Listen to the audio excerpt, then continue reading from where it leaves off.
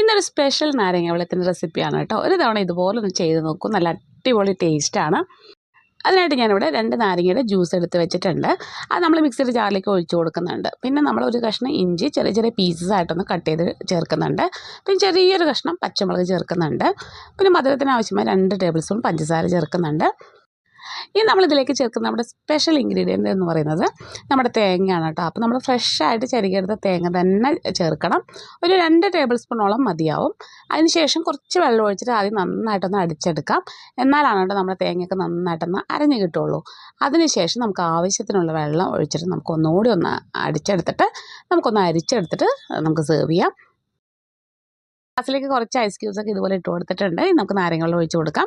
അപ്പോൾ ഈ ഒരു ചൂട് സമയത്ത് നമുക്ക് കുടിക്കാൻ പറ്റിയ ഒരു അടിപൊളി നാരങ്ങ വെള്ളമാണ്. തീർച്ചയായിട്ടും എല്ലാവരും ഒന്ന് ട്രൈ ചെയ്ത് നോക്കിയിട്ട് ഫീഡ്ബാക്ക് അറിയിക്കാൻ മറക്കരുത്. ഇഷ്ടമാവുകയാണെങ്കിൽ സപ്പോർട്ട് ചെയ്യണേ.